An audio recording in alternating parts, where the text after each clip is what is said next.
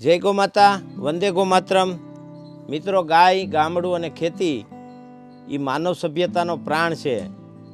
અને આપણે ગમે તેટલા આગળ જતા રહી, ગમે તેટલો વિકાસ કરી દઈએ, પણ જો આપણને ખાવાનું જ સારું ન મળે અને આપણા 20 વર્ષની ઉંમરમાં ડાયાબિટીસ, કિડની, લીવર, ફેફસા, આંખો, હાર્ટ એટેક આવી બીમારીથી સપડાઈ જાય તો આપણે કરોડો કમાતા હોય તો એ શું કામના. આવા વિચારથી મારી પાસે એક અમારા મિત્ર આવ્યા છે, પરેશભાઈ. પરેશભાઈ, આપનું પૂરું નામ, સરનામું ને પરિચય આપો. જી, મારું નામ છે પરેશભાઈ ડેડિયા. કચ્છમાં મારું ગામ છે નાની તુમડી, તાલુકો મુન્દ્રા. અને ત્યાં શું કરો છો તમે? અત્યારે મારી ગૌશાળા છે. 9 વર્ષથી ગૌશાળા કરી છે અને 150 જેવી ગીર ગાયો બધી મારી પાસે છે. આનાથી પહેલાં મુંબઈમાં ગાર્મેન્ટનું વ્યવસાય હતું અને છેલ્લા 6 વર્ષથી એ બધું મૂકી અને સાવ એક નાનકડા ગામડે રહેવા વયા ગયા છીએ. જય ગો માતા મિત્રો, વંદે ગો માતરમ. આજે હું કચ્છની ધરતીમાં મારા એક પરમ સ્નેહી મિત્ર પરેશભાઈ ડેઢિયા એમને ત્યાં આવ્યો છું. એમણે મુંબઈની કોર્પોરેટ લાઈફ છોડીને 2016માં ભારતીય ગોપાલનની શરૂઆત કરી હતી. હવે એમની ગોપાલનની શરૂઆત પછી એના જીવનમાં શું ફેરફાર થયા, એમને કેવું લાગે છે, કારણ કે નાનપણથી જ મુંબઈમાં વસ્યા અને ખૂબ સારા ધંધા સેટલ અને મુંબઈની લાઈફ છોડી અને અચાનક ગામડામાં આવીને વસ્યા, તો તમને અઘરું નથી લાગતું અહીંયા? ના, બિલકુલ નહીં. ઉલટાનું હવે તો મુંબઈ જવાનું મન નથી થતું. એમાં આનો જન્મ પણ મુંબઈ થયો છે અને એને તો ખરેખર ભગવાનના એટલા આશીર્વાદ થયા ને ખાસ કરીને રમેશભાઈના કે એમની શિબિર મેં ભરી 2016માં અને એના પછી આને થોડીક તબિયત નહોતી આની બરાબર, નરમ ગરમ ચાલ્યા કરી તબિયત એવી રીતે. તો ડૉક્ટરને બતાડ્યું, બધા રિપોર્ટ કરાવ્યા, કોલેસ્ટ્રોલ, બ્લડ પ્રેશર, ડાયાબિટીસ બધું એકદમ બોર્ડર ઉપર. મેં ડૉક્ટરે દવા લખી આપી તો આ કે દવા લઈ લો. મેં કીધું નહીં, હું સાંજે જરા મેં કીધું મારે પહેલાં વાત કરી લો. એટલે મેં સાહેબને ફોન લગાડ્યો, રમેશભાઈને, અને મેં કીધું આવી રીતે છે. સાહેબનો એક જ વર્ડ હતો કે તમારા ઘરમાં જે અત્યારે કંઈ તેલ તમે વાપરતા હો એ કામવાળી બાઈને પણ નહીં આપતા, તમે ગટરમાં નાખી દેજો અને તેલ બંધ કરીને તમારી પોતાની ગૌશાળા છે તો ગાયનું ઘી તમે વાપરવાનું ચાલુ કરો બધી રસોઈની અંદર. પછી ઓલું ટાટા સોલ્ટ બંધ કર્યું ને સિંધાલુણ ચાલુ કર્યું ને ખાંડ બંધ કરીને ગોળ ચાલુ કર્યું.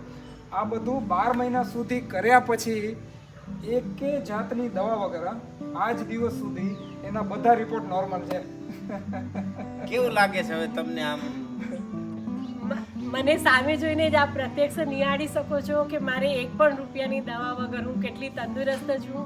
ગાય માતાના ખૂબ ખૂબ આશીર્વાદ છે અને ભગવાને ખૂબ કૃપા કરી અમને અહીંયા રાખ્યા, નિમિત્ત બનાવીને. બસ એવી સેવા કરવાનો. મુંબઈમાં રહેતા હો તો એક મુઠ્ઠી ગોળીઓ ખાતા હોત ને.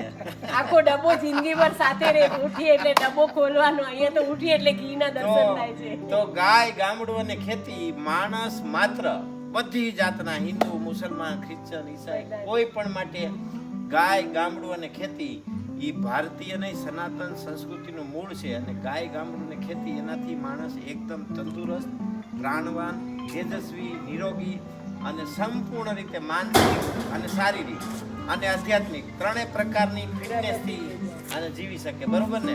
હવે તમે અહીં આવ્યા પછી કરો છો હું એ પણ બતાવો. હવે અહીંયા તમે શું કરો છો એ અત્યારે અહીંયાથી આપણે ગૌશાળા જશું ત્યાં, એટલે ગાયો અને બધી ગૌશાળા 1 કિલોમીટર દૂર છે. દૂધ આવી જાય એટલે દૂધને ગરમ કરી મેરોણ કરીએ. આ મેરોણ સવારનું દૂધ મેરોણ કરેલું અને એના પછી આજે સાંજનું જે દૂધ આવશે એ પણ ગરમ કરીને મેરોણ કરશું. અને સવારના ઓલા માટલા છે અને આપણું આજે રમેશભાઈનું જે બનાવેલું વૈદિક બિલોનું એનાથી આ લાકડાની ચન કરશું સવારના અને માખણ નીકળે અને નીચે લગાડી સાથે પેલા માટલા અને એમાં દહીંને વળવીને માખણ કાઢી તાજે તાજું માખણ તરત જ એને ગરમ કરવા મૂકી દઈશું ને ધીમે તાપે ઘી તૈયાર થશે. બહુ સરસ. બીજું અને સાથે આજે બધા ઓર્ગેનિક અમુક અનાજો છે દેશી જુવાર, દેશી બાજરો, જીરું, પછી અમુક દાળો છે, એવી બધી ઘઉં છે આપણા પોતાના. અને વધારામાં અહીંયા તેલની ગાણી નાખી છે. આનાથી બે ફાયદા છે.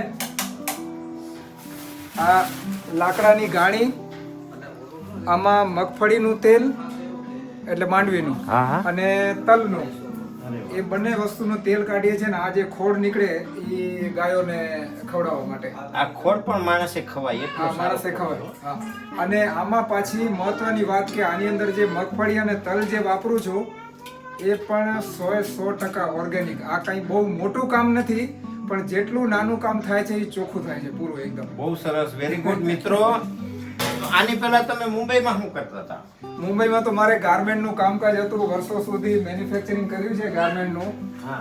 અને નાના બચ્ચાઓના કપડાં ને એ બધું બનાવતા. મારી પાસે 2010માં રમેશભાઈ લગભગ 100 માણસો મારા હાથ નીચે કામ કરતા હતા 2010માં. એવડું કામ હતું. એવડું કામ હતું ત્યાં, અને એક્સપોર્ટ પણ કરતો સાથે. 2014 થી આખું આ પરિવર્તન લાવી દીધું છે. 2 વર્ષ સુધી અભ્યાસ કર્યું, નાનું મોટું.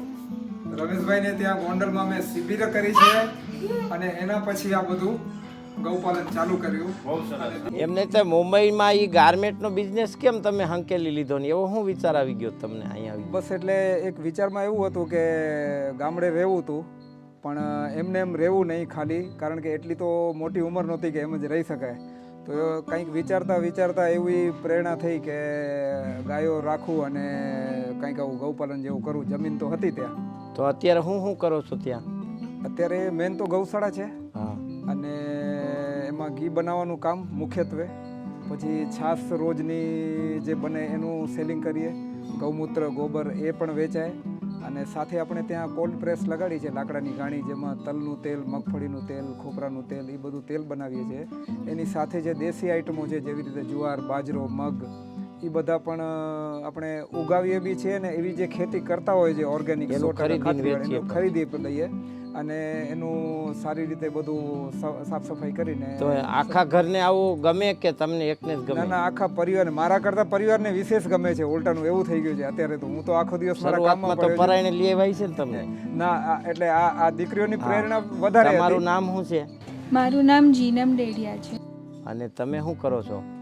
હું આમ તો ડિઝાઇનિંગની જોબ કરું છું, પણ બાકી મુખ્યત્વે આ કાર્યમાં આખું છે.